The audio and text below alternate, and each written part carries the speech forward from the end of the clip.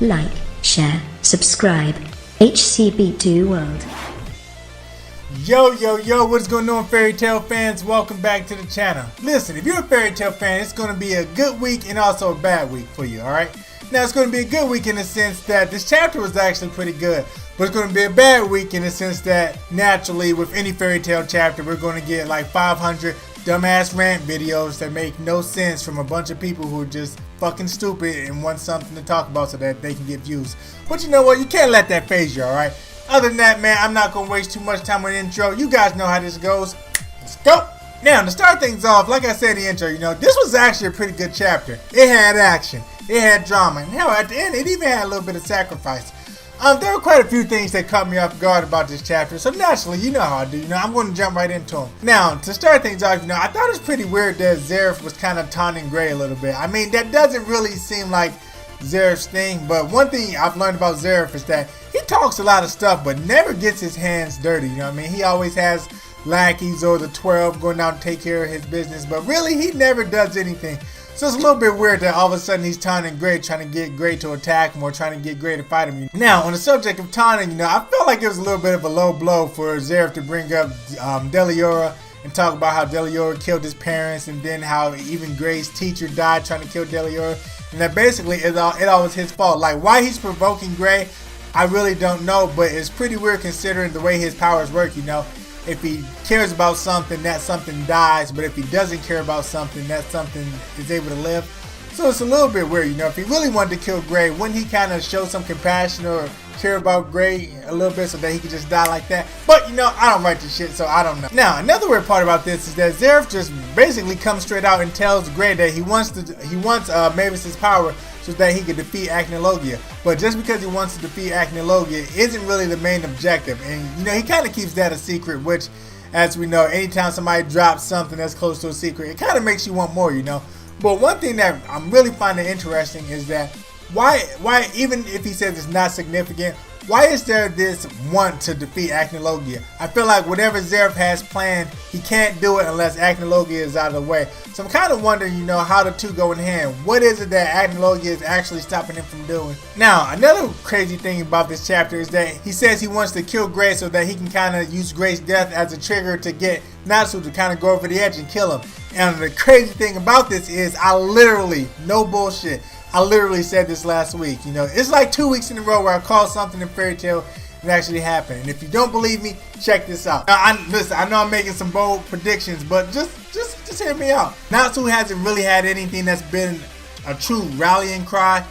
So I think that a Gray death would be what Natsu needs to push him over, Especially after not having the Demon Seed and not having the Dragon Seed. I think that maybe a Gray death might give Natsu some kind of new power. See, look, I wasn't making this shit up, alright? I'm 2 for 2 now. I called it last week that Zeref was going to try to kill Gray as a means to get Natsu to go over the edge and kind of kill him, So, I know my Fairy Tail, baby. I know my Fairy Tail. Now, switching gears a little bit, let's talk about August versus Gildars. Now, obviously we know that this was going to be a crazy-ass fight because these are two powerful-ass mages. On one side, you got August, who seems like his power has no end. I mean, I can't even point out one specific thing he can do because it seems like he can do everything. Where on the other side, we got Fairy Tail's Gildars. Gildars is known for his deconstruction magic, but just because that's the only thing we've seen doesn't mean that's the only thing he has in his arsenal. Now, with this fight, the thing that I love is that Gildars actually stole a page out of Goku's book. And when I say he stole a page out of Goku's book, I'm talking about the kind of after-image attack he did, He was fighting August, and every time August went to hit him, he kind of just made it look like he got hit, but he didn't, and next thing you know, he's behind August. So he was all over the battlefield messing with August's mind, and I really thought that Gildars was going to overtake him.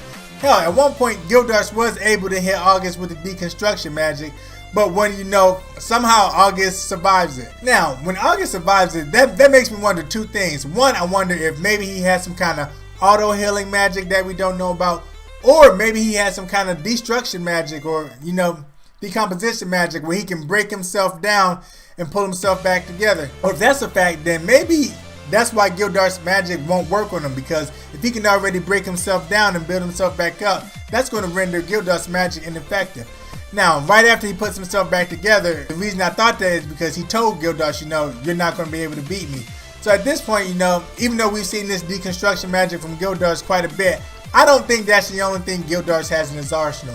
Now, obviously, every time we see the Fairy Tail members, they have some kind of new attack or some kind of new trump card. And why can't it be the same for Gildarts? So I think later on down the road, we may see a new attack from Gildarts. Now, this fight already had enough action, but wouldn't you know, in Fairy Tail, things can never go right. Something always has to fuck up. And this week, enters Connor. Now, I mean, Gildarts, he probably could have held his own, but now with Connor being in the picture, you know, he kind of has a little bit of a handicap. And as soon as she shows up, August gets like the creepiest fucking smile I've ever seen in the damn manga, man. And it's just like, dude, I don't get weirded out by reading shit or seeing shit, but I kind of got the chills a little bit when I saw that smile. You know, he's like, oh, father and daughter. I mean, like, it was definitely on some creepy stalker, pedophile type shit. But you know what?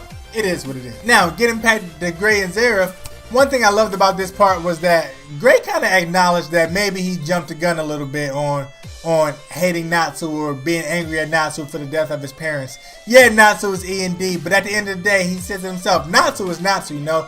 I mean, Zeref even referenced Gray as Natsu's best friend, and Natsu has never really done anything to directly hurt Gray. Natsu can't help the fact that he's a demon. He was just brought back as a demon, you know? And I think Gray kind of accepted that and said, you know, my friends are who they are. Regardless of what they are, you know, they're my friends. One thing you know about Fairy Tail is that they always want to look out for each other. And Gray's no different. Gray wants to look out for his friends, and he wants to keep Natsu alive because Zeref keeps trying to taunt him, saying, hey, you know, if you kill me, you know, Natsu's going to die. You know, if you kill me, this is going to happen to Natsu. And of course, Gray's aware of that. So as being a good friend with Natsu, the only thing he can do at this point is pretty much hit Zeref with that ice shell. Now, unfortunately, ice shell, while it is a strong technique, it's one that takes the caster's life. But you know, Gray being the kind of guy he is, he doesn't want his friends to have to mourn his death or feel like it's their fault or, you know, just have regrets about him doing it. So not only is he going to cast ice shell, but he's also going to do it in a way where his existence will almost be like it never happened. Now I understand protecting his friends, but to me, man, that's some truly sad shit. Like doing that, it erases all the good times they had together. All the laughs, all the fights, all the crying, all the struggles, all the, you know, just getting through everything. So I understand why he's doing it, but at the same time, like, man, that's a hell of a route to take. Now, with this chapter, like I said earlier, I really enjoyed it. I thought it was a great chapter, and hopefully we don't see too many bullshit rant videos, but don't hold your breath. You know how things go, you know what I mean? People always got to say negative stuff about great things, so it is what it is. Hopefully you guys enjoyed the review. Sorry if I rambled a little bit, but there were a lot of things I wanted to touch on and kind of wanted to make sure I at least spoke about everything, even if it was just for a little bit, you know. If you enjoyed the review, go ahead and smash that like button, because when you do, it also lets me know that one, I'm not alone, and two, that you actually kind of agree with me a little bit, alright? Now, if you're new to the channel, I am going to ask you to subscribe because one, I love making new friends, and two, I love talking Fairy Tail. Not only Fairy Tail, but any anime or manga, you know, that's my shit, so I like making new friends that I can talk that stuff with. As always, guys, I'm your boy Heroes Come Back 2. Thanks for stopping in. Be great, do great. I'll catch you guys later. Peace.